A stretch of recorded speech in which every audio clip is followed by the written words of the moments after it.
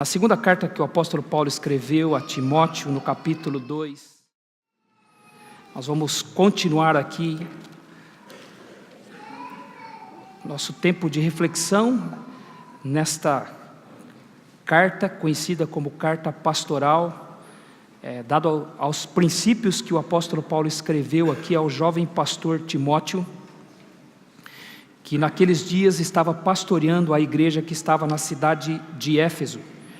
Nós já cobrimos a primeira carta do apóstolo Paulo a Timóteo, e agora estamos cobrindo 2 Timóteo, porque nós temos interesses em saber, em conhecer profundamente aquilo que o Senhor deseja, que o Senhor espera para a sua igreja, porque estas cartas, junto com Tito, ainda que tenham sido cartas escritas para pastores, elas tratam de assuntos pertinentes à vida da igreja, o que Deus espera da igreja, como que a igreja deve proceder, como o próprio apóstolo Paulo escreveu na primeira carta a Timóteo, no capítulo 3, versículos 14 e 15, quando ele disse que ele estava escrevendo aquelas coisas, esperando encontrar-se brevemente com Timóteo, mas para que, se caso acontecesse dele se atrasar por algum motivo, ele se retardar, Timóteo estivesse ciente de como se deveria proceder na igreja,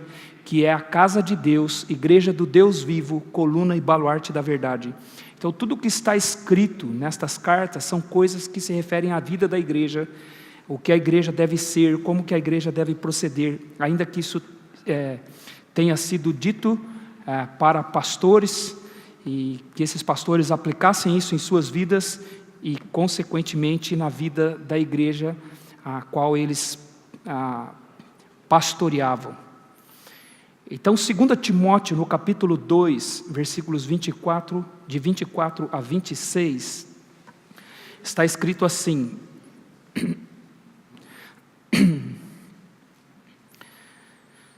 Ora, é necessário que o servo do Senhor não viva a contender, e sim deve ser brando para com todos, apto para instruir, paciente, disciplinando com mansidão os que se opõem, na expectativa de que Deus lhes conceda não só o arrependimento para conhecerem plenamente a verdade, mas também o retorno à sensatez, livrando-se eles dos laços do diabo, tendo sido feitos cativos por ele, para cumprirem a sua vontade. A igreja do Senhor Jesus Cristo, meus irmãos, ela é composta por pessoas que não são perfeitas. A igreja do Senhor Jesus Cristo não é preenchida, não é estabelecida na perfeição de pessoas. A igreja do Senhor Jesus Cristo ela é composta por pessoas que não são perfeitas. Nós cantamos aqui que nós estamos livres pela graça de Deus do poder do pecado. Nós não estamos mais presos à escravidão do pecado. Aqueles que se arrependeram e conhecem o Senhor Jesus Cristo como Salvador de suas vidas, não são mais escravos do pecado. Pela graça de Deus eles foram libertos disso. Mas isso não significa que a igreja não seja composta por pessoas que pecam. A igreja é composta por pecadores. A diferença é que esses pecadores são pecadores arrependidos. Foi isso mesmo que Jesus disse em Mateus capítulo 9, versículos de 9 a 13, quando ele falou: não vim chamar justos, eu não vim para os sãos, eu vim para os doentes, porque não vim chamar justos, mas sim pecadores ao arrependimento. Então a igreja ela é composta por pecadores, porém estes pecadores são arrependidos. Então a igreja do Senhor Jesus Cristo, desde a sua liderança até o último dos seus membros, ela é composta por pecadores. Ela é composta por pessoas que não são perfeitas, pessoas que pecam. A questão é que esses pecadores são arrependidos. Quem o Senhor Jesus vai levar quando Ele vir buscar a sua igreja? Ele vai levar os pecadores arrependidos, aqueles que de fato reconheceram o que são diante da santidade de Deus e estão arrependidos disso. E até porque eles são arrependidos, eles estão num processo de santificação. Eles estão sendo santificados. Um dia eles serão perfeitos, como Jesus é perfeito. Em 1 João capítulo 3, versículo 2, a Bíblia diz: amados, ainda não se manifestou o que haveremos de ser. Mas quando Ele se manifestar, então nós o veremos como Ele é, porque haveremos de ser como Ele é. Então a Bíblia é clara quando ela diz que ainda não se manifestou o que haveremos de ser. Mas quando Jesus vier, nós o veremos, e então seremos como Ele é. Então um dia nós seremos perfeitos como o Senhor Jesus Cristo. Um dia nós seremos como Ele. Mas a realidade é que nesse tempo presente não há pessoas perfeitas na igreja. Somos todos pecadores. Os salvos são os pecadores, então, arrependidos dos seus pecados. A questão é, meus irmãos, que apesar de sermos pecadores, apesar de não sermos perfeitos, nós temos o poder de Deus para lidar com os nossos pecados.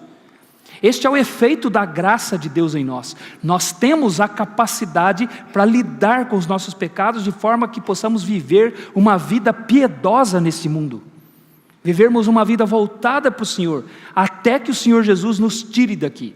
É isso que o apóstolo Pedro escreveu na sua segunda carta, no capítulo 1, versículo 3, quando ele diz que pelo divino poder nos têm sido doadas todas as coisas que nos conduzem à vida e à piedade.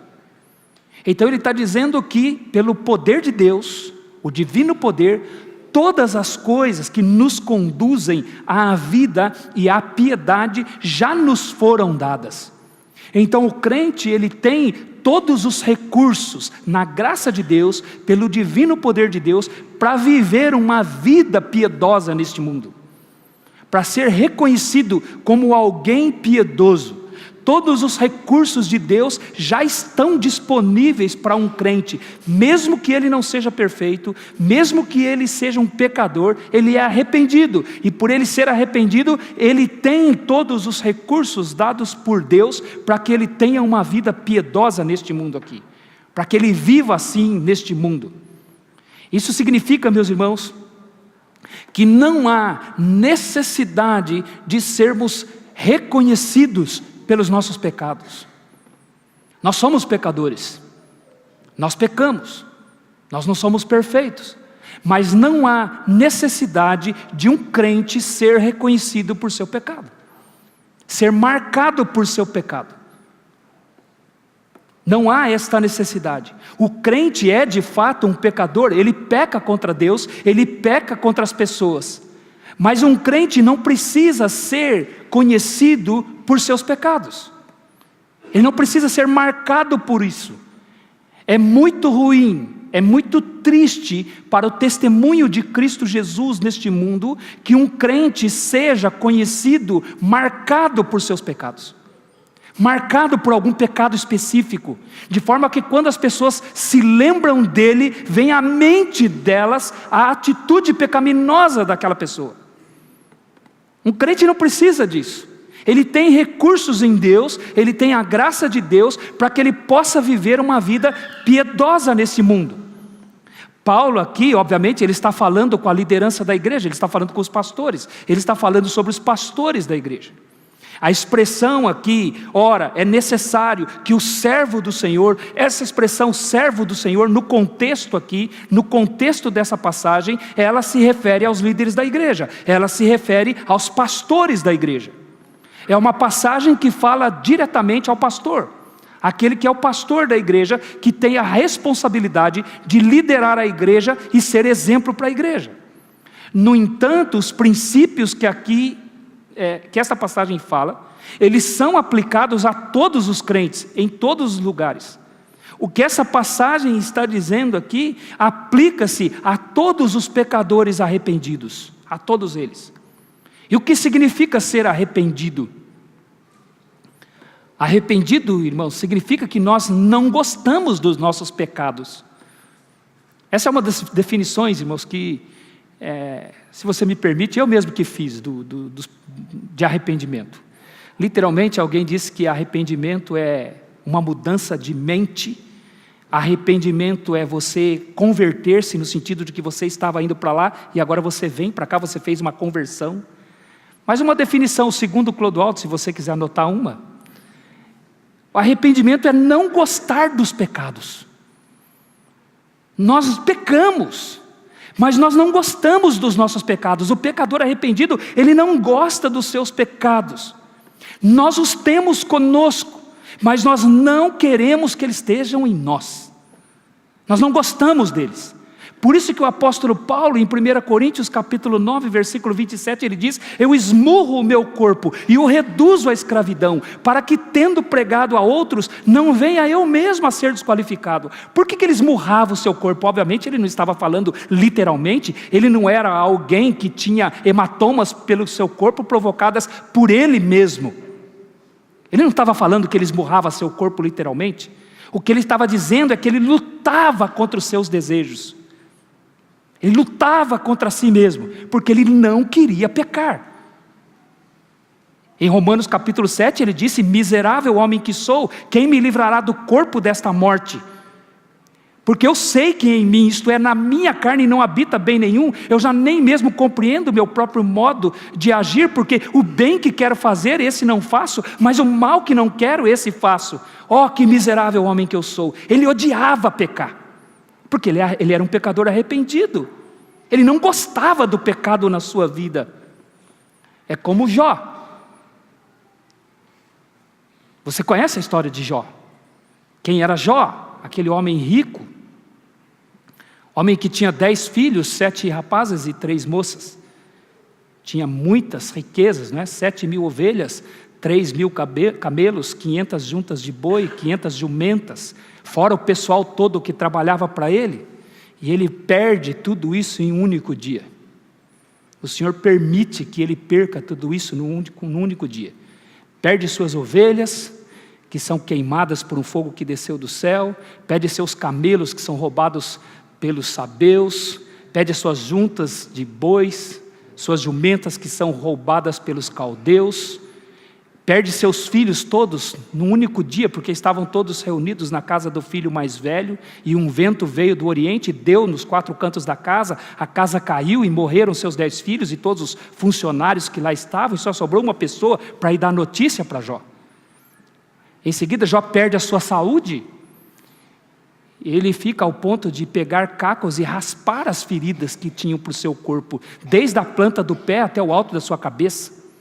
E a Bíblia diz que em tudo isso ele não pecou e nem atribuiu a Deus falta alguma, não pecou com os lábios. Deus disse que Jó era um homem justo e íntegro e que se desviava do mal. Porém Jó não entende muito bem por que isso tudo está acontecendo na sua vida. E o capítulo 3 de Jó até o capítulo 42 é uma crise de Jó. Ele conversa com seus amigos tentam encontrar nele algum pecado nele, para que Deus pudesse permitir que tudo isso tivesse acontecido com ele, mas seus amigos não encontram pecados nele. Um jovem sábio começa a falar em Jó capítulo 37, Eliú, e ele começa a falar, e Jó começa a questionar Deus, e Deus então começa a falar com Jó, e Deus disse para Jó: Jó, por que você acha que eu tenho que te dar explicação do que acontece na sua vida? Você estava lá quando eu criei todas as coisas? Você estava me dando conselho de como eu deveria criar? Você já existia, Jó? Quem é você para você achar que eu te devo explicação para as coisas que estão acontecendo na sua vida? Eu não te devo explicação. Eu não tenho que dizer para você por que está acontecendo na sua vida. Quem é você, Jó? E Jó então chega à conclusão no capítulo 42, versículo 5, que é tão conhecido de todos nós, Antes eu te conhecia de te ouvir falar, mas agora os meus olhos te veem. Aí Jó entendeu, Deus não precisa dar explicação. Ele apenas quer que eu conheça mais. Ele apenas quer que eu entenda mais, que eu compreenda mais. Conhecimento de Deus é que é a chave. Conhecer Deus, e Jó entende isso. Mas aí o que Jó diz no versículo 46, irmãos, é de onde eu tirei a minha definição de arrependimento. Arrependimento é não gostar de si mesmo, não gostar dos seus pecados.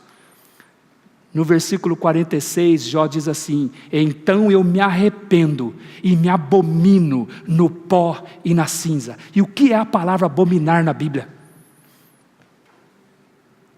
Abominação é uma coisa que você odeia, que você tem repúdio, que você quer longe de você, que você não quer perto de você. Deus, Ele repudia o pecado, Deus abomina o pecado, Deus não quer o pecado perto dele. E Jó diz: eu me abomino. Sabe o que ele está dizendo? Eu não gosto de mim, eu não gosto do que eu faço, eu me abomino, eu me arrependo no pó e na cinza, eu quero me ver livre disso. Isso é um pecador arrependido que está conhecendo a Deus. Ele observa a sua vida, ele olha para a sua vida, ele vê o que está acontecendo na sua vida, e ele quer tirar da sua vida aquilo que ele sabe que não é a vontade de Deus na sua vida. Esse é o pecador arrependido. Ele não é perfeito, ele apenas não gosta dos seus pecados, ele abomina a si mesmo. Esse era Jó. Então ser arrependido é não gostar, é abominar os seus pecados. Em outras palavras, irmãos, é não gostar de si mesmo, porque sabe que é um pecador. E o Evangelho é um chamado ao arrependimento e a viver uma vida de arrependimento. Então, se eu sou marcado por algum pecado, se as pessoas ao se lembrarem de mim, lembram-se de algum pecado específico, significa que eu ainda não odeio esse pecado. Eu não odeio ele. Eu estou mantendo ele na minha vida como uma marca na minha vida. Se eu ainda trago pecados como marcas na nossa vida, o que o apóstolo Paulo está dizendo aqui no versículo 24 é: ora, é necessário que o servo do Senhor não viva a contender. Ele está dizendo: Timóteo, é necessário que o servo do Senhor não viva a contender. Essa palavra necessário aqui no Novo Testamento, irmãos, é uma palavrinha de apenas 3 letrinhas na língua grega. Mas uma palavrinha tão importante que quando ela aparece a gente tem que dar atenção. E é o caso aqui. É uma palavra muito importante no Novo Testamento, porque ela fala de algo imprescindível, ela fala de algo importante, ela fala de algo que não pode deixar de existir, não pode deixar de estar presente. Por exemplo, Jesus usou esta palavra aqui para Nicodemos. Se você estava aqui, a mensagem de domingo passado foi sobre Nicodemos. A conversa de Jesus com Nicodemos, e Jesus disse para Nicodemos: não te admires de eu te dizer, importa-vos nascer de novo para entrar no reino dos céus. Essa palavra importa, no grego, é a mesma palavra necessário aqui. E essa palavra que significa que é algo imprescindível, o que Jesus estava dizendo é imprescindível para entrar no reino dos céus, nascer de novo. Isso é uma coisa que não pode faltar na sua vida. Se você vai entrar no reino dos céus, você tem que ter nascido de novo. E o que Paulo está dizendo aqui é que um crente não pode, especialmente o pastor da igreja, não pode ser marcado por alguém que vive em contendas. Ele não deve ser marcado por isso. É necessário que o servo do Senhor não viva a contender. Que ele não seja marcado, que quando as pessoas lembrem-se dele, pensem em alguém que vive em contendas. Então essa palavra aqui, necessário, fala de algo de extrema importância. E ao dizer isso para Timóteo, Paulo está dizendo para Timóteo que é necessário que o servo do Senhor não viva assim. Não seja marcado por isso. Não seja conhecido por ser alguém contendedor. Usando uma palavra mais popular para você, que ele não seja briguento. Alguém conhecido como alguém que vive em brigas, em discussões. Paulo já tinha instruído isso para Timóteo neste mesmo capítulo, no versículo 14, quando ele diz: recomenda estas coisas, dá testemunho solene a todos perante Deus, para que evitem contendas de palavras, que para nada aproveitam, exceto para a subversão dos ouvintes. Então um pastor de uma igreja, e consequentemente a igreja que o segue, não deve ser conhecida por serem pessoas que brigam, que entram em contendas. Não há necessidade que o servo do Senhor faça contendas. E o tempo presente aqui, irmãos, que o apóstolo Paulo usou, traz a ideia de que Timóteo não deveria ser marcado por alguém que vivia em contendas. Não devemos então, irmãos, ser conhecidos por características pecaminosas. Nós não devemos ser conhecidos por isso. Somos pecadores. Somos pecadores arrependidos. Não gostamos dos nossos pecados, nós odiamos os nossos pecados. Nós não queremos os nossos pecados nas nossas vidas. Nós lutamos contra eles. E isso significa então que nós não podemos ser conhecidos por algum pecado específico, ser marcado por um pecado. Nós devemos, meus irmãos, ser conhecidos por nossa fé em Jesus. Nós lemos aqui, não é? De novo hoje, já havíamos lido no domingo passado, e hoje lemos de novo João capítulo 3, versículo 16, o versículo talvez mais conhecido da Bíblia. Porque Deus amou o mundo de tal maneira que deu seu Filho unigênito para que todo aquele que nele crê não pereça, mas tenha vida eterna. E o que esse versículo quer dizer? Se você estava aqui no domingo passado, significa que a vida eterna pertence àquele que é marcado por sua fé em Jesus Cristo. Ele é caracterizado por sua fé em Jesus Cristo. Ele traz como marca na sua vida o fato dele crer em Jesus Cristo. Por isso é todo aquele que nele crê. Ou seja, quando alguém se lembra dele, lembra-se de alguém que crê em Jesus. Lembra-se de alguém marcado por sua fé em Jesus Cristo. Então os pecadores arrependidos, eles são marcados por sua fé em Jesus Cristo. Paulo está dizendo aqui para Timóteo que Timóteo, como servo do Senhor, ele deveria ser marcado por sua semelhança com o Senhor Jesus Cristo. Senhor aqui, quando ele diz, ora, é necessário que o servo do Senhor, Senhor aqui é uma expressão que o apóstolo Paulo gostava muito de usar. E era sempre uma referência a Jesus Cristo, ao Filho, o Deus Filho.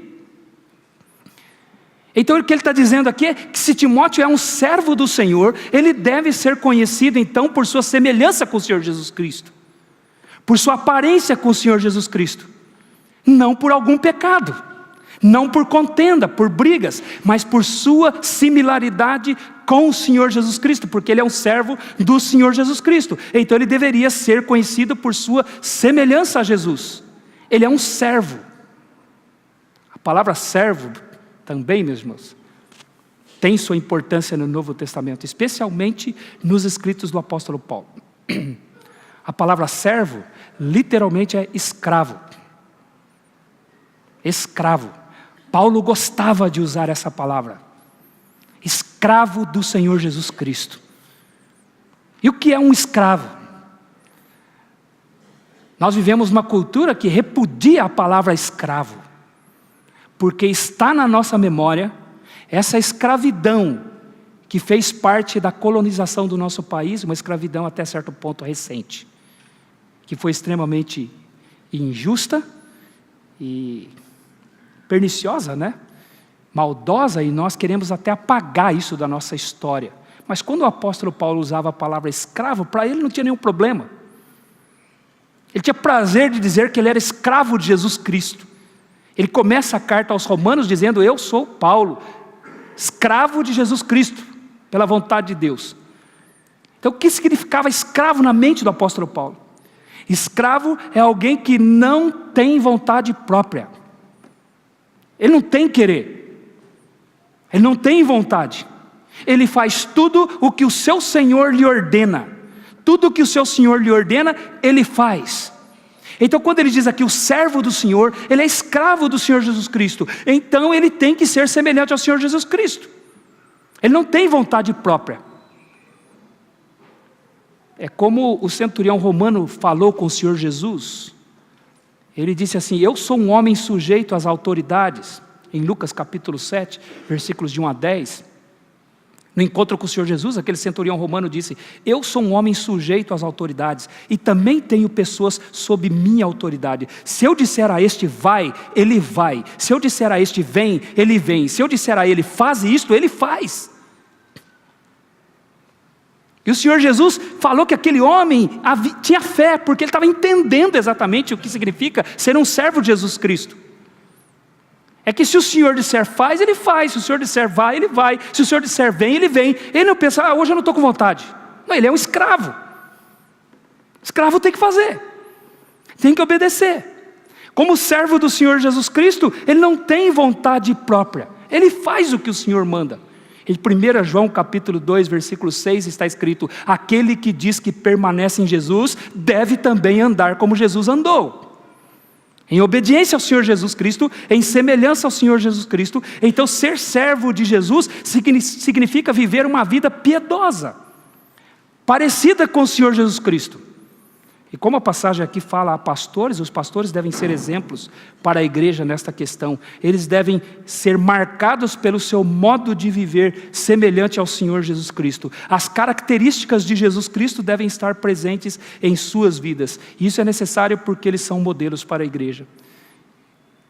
O apóstolo Paulo disse em 1 Coríntios capítulo 11, versículo 1: sede meus imitadores, porque eu sou de Cristo. Aos Filipenses capítulo 4, versículo 9, ele diz: o que vistes em mim, o que de mim ouvistes e o que ouvistes sobre mim, isto praticai. Era a responsabilidade que ele entendia que tinha. Então todos aqueles que são servos de Jesus Cristo devem trazer as marcas de Jesus Cristo em suas vidas. Todo servo de Jesus Cristo deve trazer as marcas de Jesus Cristo em sua vida. E obviamente isso começa pela liderança, sendo seguido por toda a igreja. Nenhum servo de Jesus deve ser conhecido por algum pecado específico. Ele tem que ser conhecido por sua semelhança com o Senhor Jesus Cristo. E aí cada um de nós, irmãos, cada um de nós que está aqui hoje à noite, eu e você, vamos honestamente refletir sobre o que as pessoas pensam de nós quando elas se lembram de nós. Quando as pessoas se lembram de você, o que vem à mente delas? Quando elas se lembram de mim, o que vem à mente delas? Eu tenho que me preocupar com isso. Porque eu tenho que ser conhecido como alguém que traz as marcas de Jesus Cristo, não alguém que traz as marcas de algum pecado específico. E aqui Paulo está dizendo para Timóteo, ele vai apontar para Timóteo aqui marcas do próprio Senhor Jesus Cristo. Se você for atento, você vai perceber isso. São virtudes que o Senhor Jesus Cristo trazia em sua vida quando ele passou por este mundo aqui. São marcas do Senhor Jesus Cristo. Por exemplo, Mateus capítulo 9, versículo 36, está escrito que quando o Senhor Jesus olhou as multidões, Ele compadeceu-se delas, porque estavam desgarradas como ovelhas que não têm pastor. Isso significa que Jesus era brando. Em Mateus capítulo 7, versículos 27 e 28, diz que quando o Senhor Jesus terminou de pregar aquele sermão conhecido como Sermão do Monte, ou Sermão da Montanha, as pessoas que ouviram aquele sermão, que ouviram aquela mensagem, se admiraram, ficaram maravilhadas do ensino do Senhor Jesus Cristo, e disseram: Ele ensina como quem tem autoridade, e não como os escribas. Isso significa que o Senhor Jesus era apto para instruir. Lucas capítulo 23, versículo 24, diz que o Senhor Jesus foi crucificado entre dois ladrões, e as pessoas o ofendiam, as pessoas faziam piadas a seu próprio respeito, as pessoas estavam dizendo impropérios a respeito dele, e ele olhou para aquelas pessoas, e você lembra o que ele disse? Pai, perdoa-lhes, porque eles não sabem o que fazem. O que significa que Jesus era manso. Ele era manso. Ele era paciente. Em Mateus capítulo 11, versículos de 28 a 30, ele diz: Vinde a mim todos vós que estáis cansados e sobrecarregados, e eu vos aliviarei. Tomai sobre vós o meu jugo e aprendei de mim, porque eu sou manso e humilde de coração, e achareis descanso para as vossas almas, porque o meu fardo é leve e o meu jugo é suave. Veja o que ele disse: eu sou manso e humilde de coração. Jesus era manso. Em 1 Pedro capítulo 2, versículo 23, o apóstolo Pedro escreveu que o Senhor Jesus deixou o exemplo para seguirmos os seus passos, e ele, quando era maltratado, não ameaçava, quando ele era ultrajado, ele não revidava com ultraje, antes ele entregava-se àquele que julga retamente. O Senhor Jesus sempre confiava em Deus, ele nunca tomava vingança em suas próprias mãos. Então isso que Paulo fala aqui para Timóteo, são características do próprio Senhor Jesus Cristo. Aquele que é servo de Jesus Cristo deve trazer as mesmas características do Senhor Jesus Cristo. Ele não deve ser marcado por alguém que vive em contendas, pelo contrário, aí o apóstolo Paulo apresenta pelo que o servo do Senhor deve ser marcado. Então, de que maneira devem ser conhecidos os servos do Senhor? De que maneira devem ser conhecidos os servos do Senhor? Eles devem ser conhecidos por sua brandura. Veja o que ele diz ainda no versículo 24.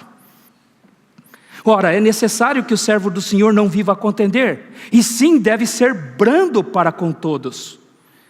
Ele deve ser conhecido por sua brandura, brando para com todos. Então, ao invés de ser conhecido por alguém que estava sempre discutindo, sempre envolvido em contendas, ele deve ser conhecido por alguém que é brando, que não está envolvido em contendas de palavras. O servo do Senhor deve ser brando para com todos. Agora, brando, irmãos, é uma palavra que traz a ideia de docilidade. É uma pessoa dócil, uma pessoa fácil de lidar. Agora, deixa eu dizer para você, não é uma pessoa que vive com um sorriso no rosto. Que a gente acha que pessoa dócil, né? É aquele que tem que estar sempre sorrindo, né? Sempre sorrindo para as pessoas, como uma expressão de gentileza. Não é esse o sentido da palavra. Não é como aquelas imagens renascentistas da Idade Média, que mostrava o próprio Senhor Jesus Cristo, ou retratava os santos da Bíblia, ou qualquer outro santo que tenha sido elegido, pessoas com o olhar caído assim, né? Com aquela mão naquela pose assim, de que não vai machucar ninguém, não é? Reconheceu? Eu não sei se eu sei fazer muito bem, né? Mas sabe qual é a ideia? Frágil. Uma pessoa sempre frágil. Olha que pessoa dócil. Olha, não vai machucar ninguém. Não é esse o sentido aqui. Não é essa a ideia. Essa gentileza. Eu não acredito que o apóstolo Paulo era assim. Estudando as cartas do apóstolo Paulo, estudando o livro de Atos dos Apóstolos, eu não consigo ver pelo temperamento dele, pelas atitudes dele, pela forma dele agir, que ele era uma pessoa que estava sempre com um sorriso no rosto, muito pelo contrário. Eu não acredito que o apóstolo Pedro era assim, que era alguém que estava sempre com um sorriso no rosto. Não acredito que o profeta Elias no Antigo Testamento era assim, alguém que estava sempre com um sorriso no rosto. Aliás, o profeta Elias um dia foi chegando perto do rei Acabe, o rei Acabe olhou para ele e falou assim: já vem você, perturbador de Israel, que tenho eu contigo? Então Elias não era conhecido por alguém que tinha sempre um sorriso no rosto. Eliseu também não foi conhecido assim, Ezequiel não foi conhecido por isso, nem Davi, que apesar de ter a sensibilidade de um poeta, ele foi conhecido por isso, e nem mesmo nosso Senhor Jesus Cristo. Então, o que ele fala de docilidade aqui, de brandura, não é sorriso no rosto. Então, o que ele quer dizer? Pode incluir, irmãos, um sorriso, uma gentileza. É óbvio, pode incluir isso, mas é muito mais do que isso. Isso é muito mais do que ser gentil. Então, o que significa ser brando para com todos? A palavra aqui na língua grega, traduzida por brando, é uma palavra que só vai ocorrer mais uma vez no Novo Testamento. Só vai ter uma outra ocorrência dela no Novo Testamento, está em 1 Tessalonicenses capítulo 2, versículo 7, quando o apóstolo Paulo, escrevendo à igreja dos Tessalonicenses, ele diz assim: como um enviado de Jesus Cristo, eu tinha o direito de ser mantido por vós. Sabe o que ele está dizendo? Como enviado de Jesus Cristo, eu tinha o direito de ser sustentado financeiramente por vocês. Eu tinha o direito de exigir, aliás está escrito lá, eu tinha o direito de exigir que vocês me sustentassem financeiramente, porque eu fui um enviado de Jesus Cristo. Mas eu me tornei dócil para convosco, como uma ama que acaricia os próprios filhos. Então o que ele estava dizendo com doçura? Com brandura, ele estava dizendo que ele não foi pesado financeiramente para os tessalonicenses. Ele foi brando para com eles, ele foi dócil para com eles. Eles não precisaram gastar dinheiro com ele, porque ele resolveu, em Tessalônica especificamente, não ser sustentado por eles. Então ele foi brando, ele foi dócil. Isso nos ajuda a entender o que significa o que significa a palavra brando, essa característica. Sabe o que significa? Uma pessoa que não é pesada para o outro. Uma pessoa fácil de lidar. É uma pessoa que não tem o temperamento difícil. É uma pessoa que não é amarga para os outros. É uma pessoa que não é explosiva para os outros. Uma pessoa que ele não afasta as pessoas dele. Ele não é assim, uma pessoa que repudia os outros. Ele é brando. Ele se torna uma pessoa leve para os outros. Fácil de ser lidada pelos outros. O brando, irmãos, então, não é uma pessoa que os outros evitam. As pessoas não evitam ele. Alguém que é servo de Jesus não pode ser pesado para os outros. E certamente você já ouviu pessoas dizerem: olha, eu sou sincero. O que eu tenho que falar, eu falo mesmo. Eu só falo o que eu penso. E a pessoa acha que é uma grande pessoa por causa disso, né? Uma grande pessoa. Não, eu sou assim mesmo. E você tem que me suportar. As pessoas têm que me aceitar do jeito que eu sou, porque eu sou assim mesmo. Eu sou um crente de Jesus Cristo, mas eu não tenho sangue de barata. Eu falo mesmo o que eu penso, eu sou assim. Aí eu pergunto: o que isso parece com o Senhor Jesus Cristo? O que isso lembra o Senhor Jesus Cristo? O que isso tem de semelhante com o Senhor Jesus Cristo? Eu sou uma pessoa direta mesmo, eu não faço rodeios. O que eu tenho que falar, eu digo mesmo. E aí você vê, irmãos, termina o culto, a pessoa começa a fugir dele. Ninguém quer falar com ele. Ninguém se aproxima dele. Ele diz que é um servo de Jesus Cristo, mas ninguém se aproxima dele, porque ele é pesado para as pessoas. Brando aqui significa isso. Uma pessoa que não é pesada para os outros. E essa é uma marca do Senhor Jesus Cristo. Brando, então, significa leve, fácil de ser tratado. É isso que Paulo está dizendo aqui. No trato com as pessoas ele deve ser leve. Ele não afugenta as pessoas. E o servo do Senhor deve ser assim. Ele deve ser brando para com todos. O que significa ser de fácil trato para as pessoas. Segundo, como devem ser conhecidos então os servos do Senhor? Ou como o servo do Senhor deve ser conhecido? Ele deve ser conhecido por sua capacidade de comunicar a verdade. É o que ele diz no versículo 24 ainda. Ele diz assim: ele deve ser brando para com todos, apto para instruir. E esse verbo aqui, irmãos, apto para instruir, né, é a tradução de um único verbo, de uma única palavra no Novo Testamento grego. Ele significa literalmente didático. Aliás, é de onde nós tiramos a nossa palavra didática. O que é didática no nosso entendimento? Didática é quando você tem uma facilidade de explicar coisas, de ensinar. Você tem um método de ensinar as coisas que facilita as pessoas compreenderem. Então você tem uma didática, você tem uma boa didática. É isso que significa apto para instruir. Então poderia ser muito bem traduzido por didático aqui. Poderia estar escrito assim: ora, é necessário que o servo do Senhor não viva a contender, e sim deve ser brando para com todos, didático, paciente. Poderia estar escrito assim, perfeitamente. Então o texto está dizendo que alguém que é servo do Senhor é alguém conhecido por sua comunicabilidade da verdade. Ele comunica a verdade com facilidade. Isso aqui, irmãos, não se refere a conhecimento bíblico, a ter conhecimento bíblico. É óbvio que o servo do Senhor tem que ter conhecimento bíblico. Ele já disse isso no capítulo 2, versículo 14. Versículo 15, perdão. Procura apresentar-te a Deus aprovado como obreiro que não tem do que se envergonhar, que maneja bem a palavra da verdade. Aqui ele está falando de conhecimento bíblico. Ele tem um conhecimento da palavra da verdade, ele maneja bem a palavra da verdade, e ele se apresenta diante de Deus falando a palavra da verdade, porque ele tem conhecimento da palavra da verdade. Mas aqui não é isso que significa. Aqui ele está falando sobre a capacidade de transmitir conhecimento bíblico. Não é incomum você encontrar pessoas que têm profundo conhecimento bíblico, mas não são capacitadas por Deus para transmitir este conhecimento para as outras pessoas. Nós encontramos, irmãos, muitos bons pesquisadores, muitos bons escritores, e eles escrevem coisas maravilhosas da Bíblia. Coisas impressionantes a respeito da Bíblia, a respeito de Deus, mas eles não têm habilidade para explicar isso. Eles não são aptos para instruir. E às vezes eu falo assim, que eu tenho aqui na minha biblioteca um monte de livros de pesquisadores. Eu falo assim, eles fazem uma parte do trabalho, eu faço a outra. Porque eles não conseguem pregar. Mas são excelentes pesquisadores da Bíblia. São conhecedores da Bíblia. Mas eles não conseguem transmitir isso para as pessoas.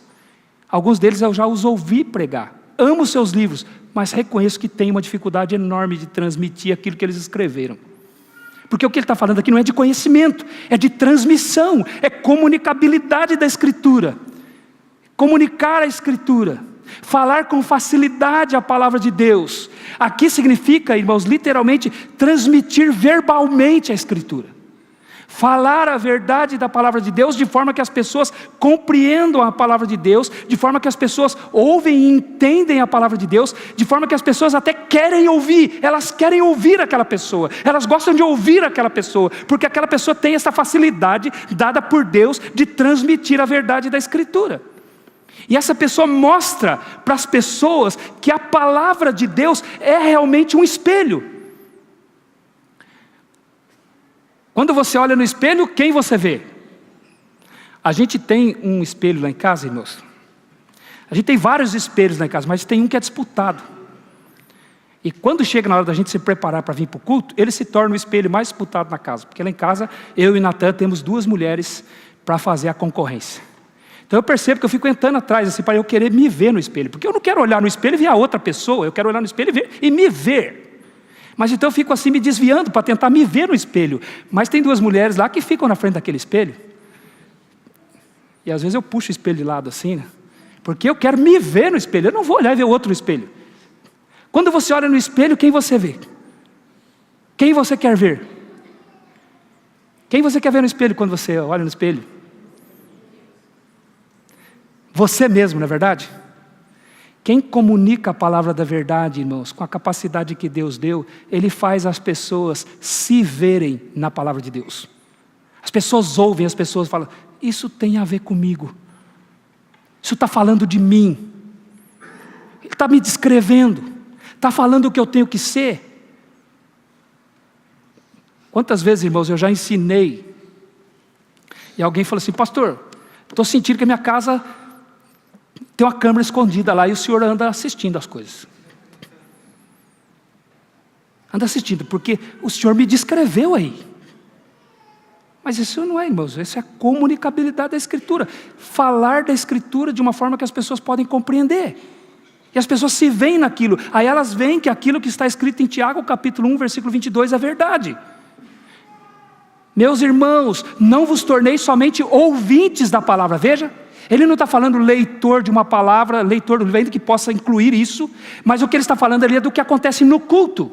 Não sejam somente ouvintes da palavra, mas também praticantes, porque se vós sois ouvintes da palavra e não sois praticantes, sois semelhantes a um homem que contemplou seu próprio rosto no espelho e se foi e se esqueceu como ele era.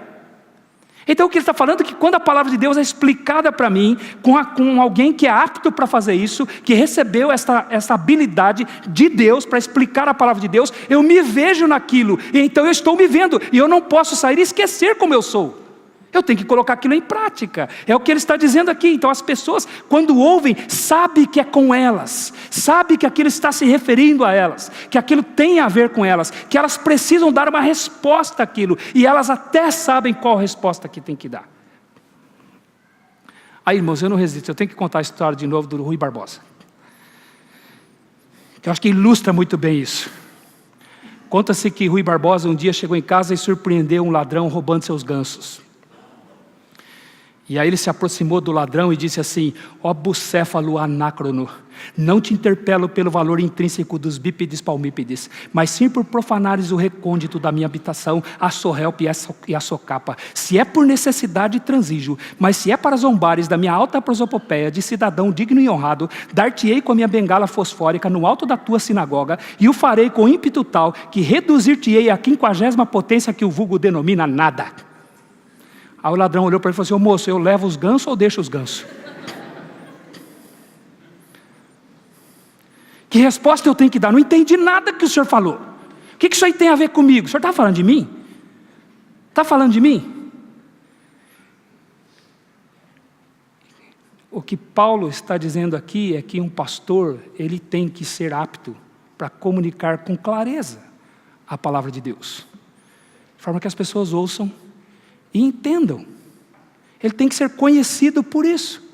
Ele não tem que ser conhecido por alguém que vive em contendas, mas por alguém que facilita às pessoas o entendimento da palavra da verdade, que ajuda as pessoas na compreensão do que a palavra da verdade diz.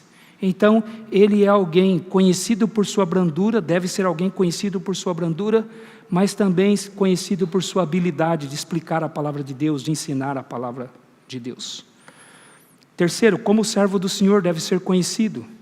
ele deve ser conhecido por sua paciência. Final do versículo 24 diz isso. Ora, é necessário que o servo do Senhor não viva a contender, e sim deve ser brando para com todos, apto para instruir, paciente. Paulo diz aqui que o servo do Senhor deve ser paciente. Essa palavra paciência aqui também é uma palavra peculiar. Ela tem um sentido um pouco diferente. Ela não significa o que as outras ocorrências da palavra paciência no Novo Testamento significa. Ela tem um significado diferente. Em Gálatas capítulo 5, versículo 22, onde fala do fruto do Espírito, lá diz que o fruto do Espírito é amor, alegria, paz, longanimidade, que é a palavra paciência, longanimidade, não é? Amor, alegria, paz, longanimidade, bondade, benignidade, fidelidade, mansidão, domínio próprio. Então ali aparece a palavra longanimidade, que tem o sentido de paciência. Em 1 Coríntios capítulo 13, versículo 4, quando o apóstolo Paulo, inspirado pelo Espírito Santo, vai definir o amor, ele diz: o amor é paciente, também tem a ideia de paciência. Então nesses dois textos, Gálatas capítulo 5, versículo 22, 1 Coríntios capítulo 13, versículo 4, aparecem a palavra paciência. Mas ela não tem o mesmo sentido do que aqui nesse texto, onde também aparece a palavra paciência. Em Gálatas e em Coríntios, a palavra paciência traz a ideia, irmãos, de ter um coração grande, que cabe todo mundo. Sabe qual é a ideia? Alguém que tem o coração largo, e ele suporta todo mundo. Pode vir todo mundo com seus problemas, com as suas crises, com as suas lutas, que cabe aqui dentro do meu coração. É isso que significa a palavra paciência em Gálatas capítulo 5, versículo 22, e em 1 Coríntios capítulo 13, versículo 4. Ou seja, você suporta as pessoas com os problemas delas, com as lutas delas, porque você é longânimo, você é paciente, como Deus é longânimo, como Deus é paciente. Mas o sentido comum de paciência que estão naqueles textos lá, ele não está presente aqui. Aqui tem um sentido diferente. A palavra traduzida aqui do grego para paciência só ocorre nesta passagem aqui em todo o Novo Testamento. Ela não vai aparecer em nenhum outro lugar mais. Ela só aparece aqui. E ela significa literalmente suportar o mal que é dirigido diretamente contra você. É isso que significa paciência aqui. Suportar o mal que é dirigido diretamente contra você. É diferente de você receber a pessoa com as lutas dela, com as limitações dela, com as dificuldades dela. Não. Aqui é uma pessoa que ataca você diretamente. Ataca você pessoalmente. E alguém que traz a marca do Senhor Jesus Cristo é paciente. Ele suporta. A palavra que literalmente significa sofrer o mal. Sofrer o mal que é dirigido contra você, diretamente, pessoalmente, irmãos. Aqui é uma crise pessoal. A pessoa te ataca pessoalmente. Ela se torna um inimigo pessoal seu. E você ainda assim, você tem paciência. Você sofre esse ataque sem revidar. Então o que Paulo está dizendo aqui? Ele está dizendo aqui que pastores sofrem ataques pessoais. Pessoas atacam. É um mal dirigido diretamente contra eles. E o que mais ele quer dizer? Ele está dizendo, irmãos, que ser líder de uma igreja significa que você não tem o direito de se ofender. Você não tem o direito de ficar ofendido. Pastores não podem ser ofendidos.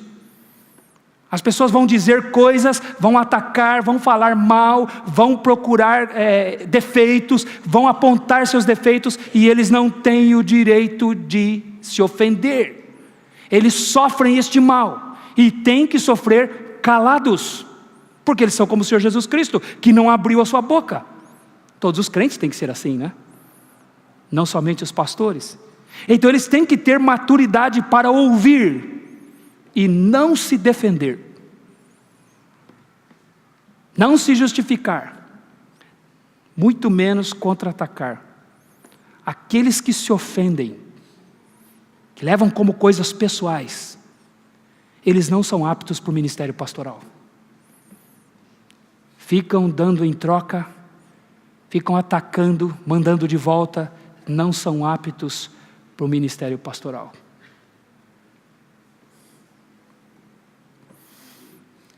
E o que você tem visto hoje nas redes sociais?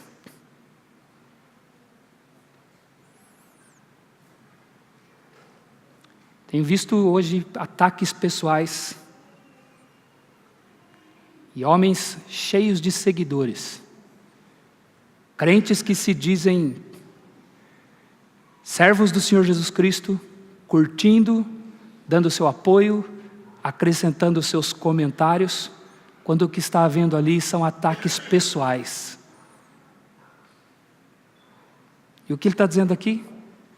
O que ele está dizendo aqui é que se alguém é um servo do Senhor, ele não tem esse direito de se ofender, de revidar, de contra-atacar.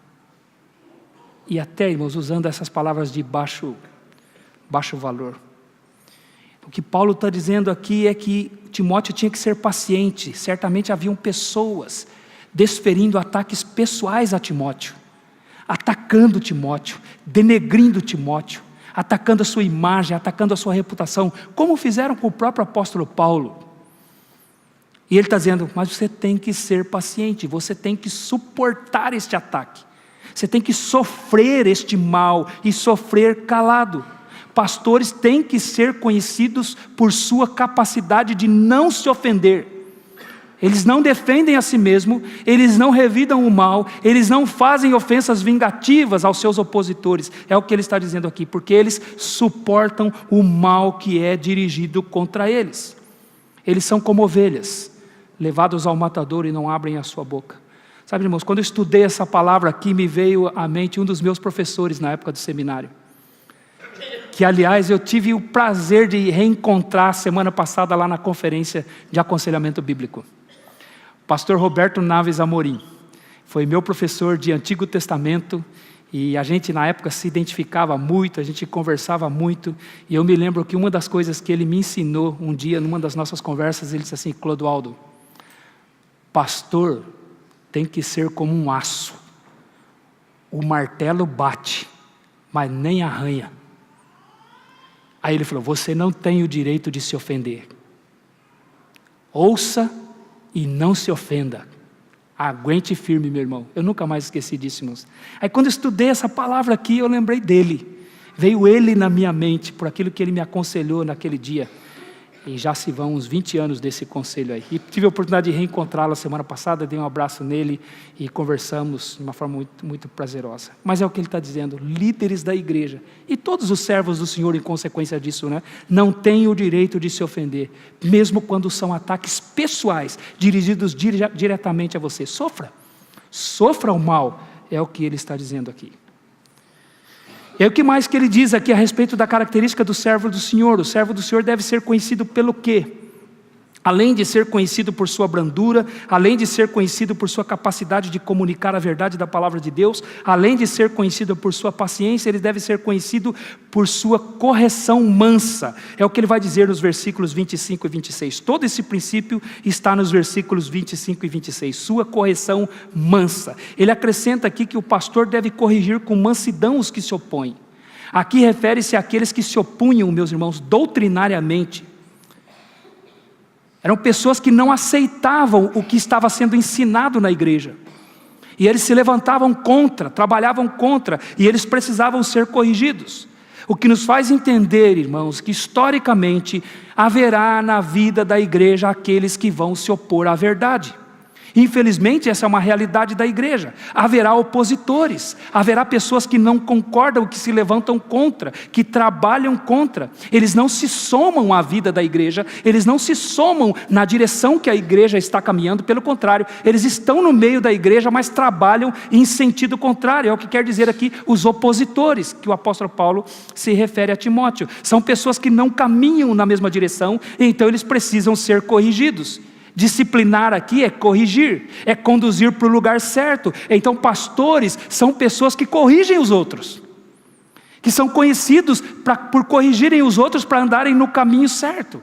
Faz parte do trabalho pastoral, faz parte do trabalho de um líder na igreja corrigir pessoas. E isso deve ser feito com mansidão, é o que ele diz aqui, disciplinando com mansidão os que se opõem.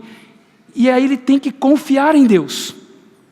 Porque o texto diz, disciplinando com mansidão os que se opõem, na expectativa de que Deus lhes conceda não somente o arrependimento, mas também, irmãos, o pleno conhecimento da verdade, para retornarem à sensatez. Então isso deve ser feito com absoluta confiança em Deus. Porque o servo do Senhor, ele tem que corrigir as pessoas na expectativa de que Deus conceda o arrependimento para elas. E o retorno à sensatez. Ele corrige, mas ele sabe que o resultado vem do Senhor. Deus é que haverá de dar o resultado favorável. Porque o arrependimento, irmãos, é muito interessante. A Bíblia diz que nós devemos nos arrepender. Em Mateus capítulo 3 diz que João Batista pregava: arrependei-vos, porque está próximo o reino dos céus. Em Mateus capítulo 4, versículo 17, vai dizer que Jesus pregava: arrependei-vos, porque está próximo o reino dos céus. Quando Pedro pregou a primeira mensagem da história da igreja cristã, lá em Atos capítulo 2, a partir do versículo 14 até o versículo 36, as pessoas perguntaram para o apóstolo Pedro: o que faremos? E o apóstolo Pedro disse o quê? Arrependei-vos, e cada um de vós seja batizado. Então a Bíblia nos ordena a nos arrependermos. Ela ordena, em Atos capítulo 17, diz que Deus ordena a todos em toda parte que se arrependam. Então é uma ordenança bíblica: arrependam-se. Mas a Bíblia também diz que se Deus não der o arrependimento, ninguém se arrepende. Esse é um mistério, meus irmãos. E não me pergunte como é que as duas coisas se encaixam. Eu lidero vocês quando a gente chegar no céu, e nós vamos juntos perguntar para Deus como é que isso se encaixa. O Senhor diz que é para a pessoa se arrepender, senão ela vai para o inferno. Mas o Senhor também diz que se o Senhor não der o arrependimento, ela vai para o inferno. As duas coisas são ditas na Bíblia. Em Romanos capítulo 2, versículo 4, está dizendo ao homem: ignoras que pela bondade de Deus, pela misericórdia de Deus, é que te conduz ao arrependimento? É Deus que te conduz ao arrependimento. É a soberania de Deus e a responsabilidade do homem de lado a lado. Deus diz: você tem que se arrepender. Mas Ele diz: se eu não te der o arrependimento, você não se arrepende. As duas coisas são ditas. Então nós precisamos confiar em Deus e não confiar na nossa capacidade. Nós apenas falamos e ficamos na expectativa de que Deus lhes conceda o arrependimento. Confiamos na graça de Deus. E o arrependimento é que leva a pessoa ao pleno conhecimento da verdade. Nós corrigimos, irmãos, e esperamos que Deus leve a pessoa a compreender a verdade, a ter um entendimento da verdade. Esse é o problema daqueles que se opõem, é porque eles não conhecem a verdade ainda, não conhecem plenamente a verdade, eles não entendem. O texto diz que é Deus também que conduz o retorno à sensatez, e acho interessante a palavra aqui, retorno, porque foram pessoas que um dia estiveram na fé, que um dia caminharam com a igreja, que um dia andaram junto com a igreja, mas se afastaram e agora trabalham contra a igreja.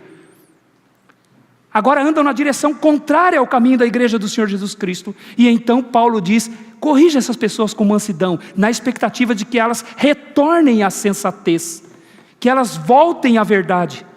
E sensatez aqui, irmão, significa sobriedade. Então uma pessoa que está fora do caminho de Deus, está fora da palavra de Deus, está como se estivesse bêbada. Ela está iludida, ela está enganada, ela está perdida no seu próprio entendimento. Ela precisa voltar à sensatez, voltar à consciência. E Paulo diz: Timóteo, repreende essas pessoas, para que Deus conceda a elas que elas voltem à sensatez, voltem à centralidade da palavra de Deus. Esta era a esperança do apóstolo Paulo, que essas pessoas voltassem, porque essas pessoas haviam sido presas nos laços de Satanás. É o que ele diz: mas também o retorno à sensatez, livrando-se elas dos laços do diabo, tendo sido feitos cativos por ele para cumprirem sua vontade. Aqueles que se opõem, irmãos, doutrinariamente, doutrina é uma coisa muito mais séria do que vocês podem imaginar. Tem gente que acha que doutrina é coisa para academia, é coisa para o seminário, é coisa só para os líderes da igreja. Doutrina é uma coisa da igreja. Quando alguém se opõe doutrinariamente, ele se torna um instrumento de Satanás. Ele caiu nos laços do diabo. Paulo diz aqui que ele foi cativo, ele foi preso. está preso agora nos laços de Satanás, porque ele está se opondo doutrinariamente. Aqueles que estavam se opondo aos ensinos de Paulo haviam se tornado instrumentos de Satanás. Eles foram feitos cativos para fazer a vontade de Satanás, como ele diz no versículo 26. Eles começam, irmãos, olha que coisa terrível, irmãos. Olha que situação terrível. A pessoa um dia foi sensata, a pessoa um dia andou com a igreja, a pessoa caminhou com a igreja, mas agora ela está perdida no seu próprio entendimento, ela está andando fora dos caminhos do Senhor, e mais do que isso, está a serviço do diabo, para fazer a vontade do diabo. E Paulo diz, então tenha paciência, que Deus tenha misericórdia, essas pessoas voltem à sensatez. Agora a Bíblia nos diz, irmãos, que nós devemos ser vigilantes, cada um de nós, porque nós estamos sujeitos a isso.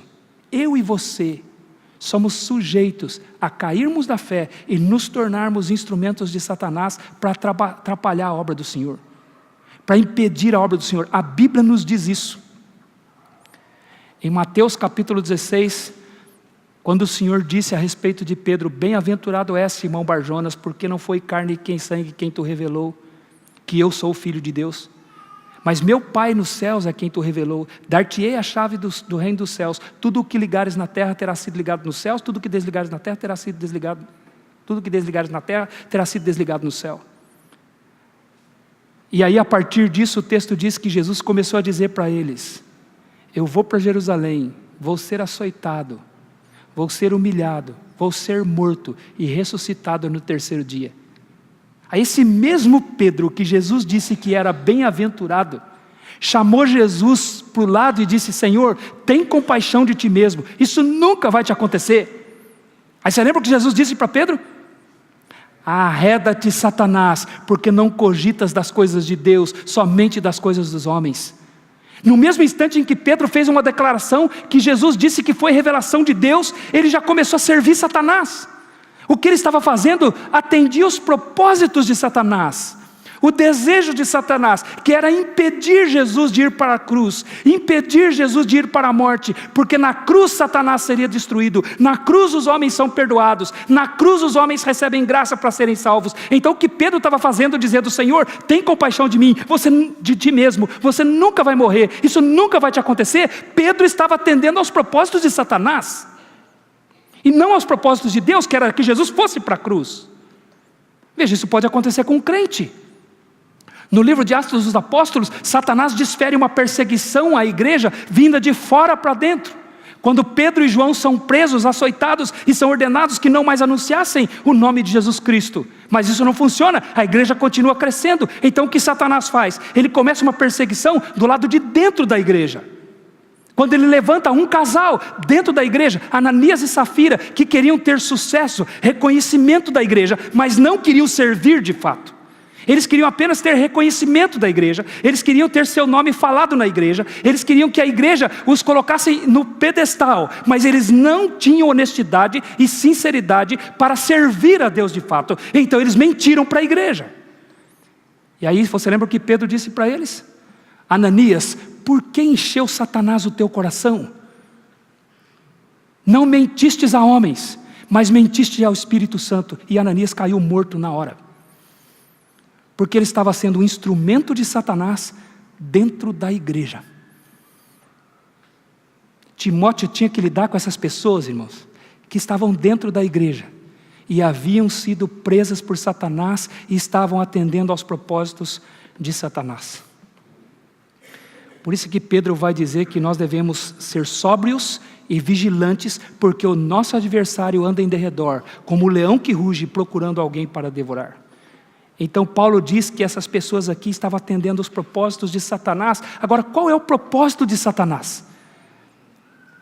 Qual é a vontade dele, como ele diz no final do versículo 26? O propósito de Satanás é se levantar contra tudo que se chama Deus. Ele quer destruir a igreja, irmãos. Não estou fazendo sensacionalismo, não. Se você é membro dessa igreja, você sabe que nós falamos pouco dele aqui, né? Porque a Bíblia fala pouco. Falamos de Satanás na mesma proporção que a Bíblia fala. Mas esse é um texto que fala dele. E o que ele quer fazer? Qual é o propósito dele? sua grande estratégia é atacar a igreja, por dentro da igreja. Ele vem através de um ensino errado, um ensino doutrinário errado, ele procura enfraquecer a igreja.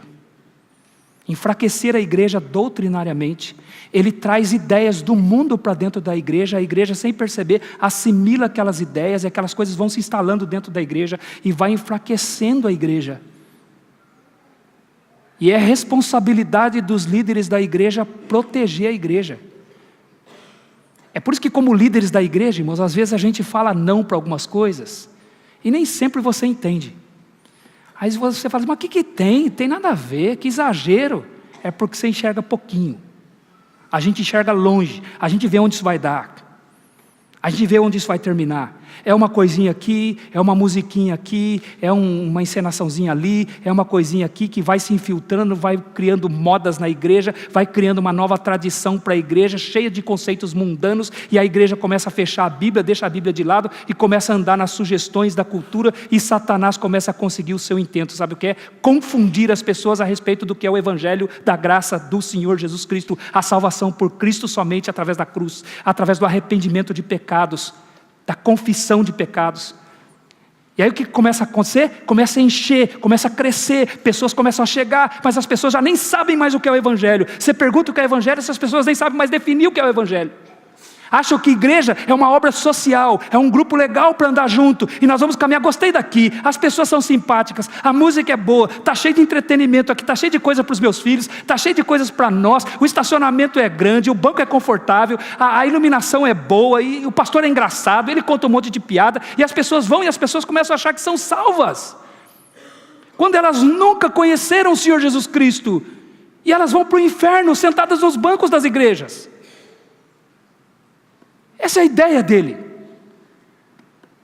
Satanás não tira, irmãos, totalmente as coisas. Ele mistura as coisas. Era isso que aqueles líderes estavam fazendo, aqueles falsos líderes, e Timóteo precisava lidar com eles e lidar com mansidão, esperando que Deus concedesse o arrependimento. Então, pastores são chamados para defender a igreja. Eles corrigem com mansidão os que se opõem. Eles chamam o arrependimento. Eles esperam que Deus conceda o arrependimento para o retorno à sensatez. Então, como devem ser conhecidos os servos do Senhor? Por sua brandura, não sendo pesado aos outros. Por sua capacidade de comunicar a palavra da verdade de Deus. Por sua paciência, capacidade de suportar os ataques pessoais que são dirigidos contra eles. Por sua correção mansa aos que se opõem doutrinariamente. E por que eles devem ser assim? Porque a igreja precisa ser protegida. Para que os membros da igreja sejam protegidos dos falsos ensinos. Para que Deus, irmãos, continue sendo o centro da igreja. Continue sendo adorado. Para que a cruz de Cristo continue sendo pregada. O Evangelho pelo qual Deus perdoa pecados. Pelo qual Deus recebe pecadores arrependidos, pelo qual Deus salva pecadores, para que os membros da igreja possam ser consolados na sua tristeza, para que os membros da igreja possam ser fortalecidos quando estão fracos, para que os membros da igreja possam ser encorajados quando eles estão desanimados, para que os membros da igreja possam ser corrigidos quando eles estão errados, para que os membros da igreja possam ser aconselhados quando eles estão em dúvida e possam ser mantidos na segurança do amor de Deus. É por isso que os servos do Senhor precisam ser conhecidos por isso, não por serem briguentos, não por serem contendedores, mas por trazerem as marcas do Senhor Jesus Cristo. Vamos orar? Vamos.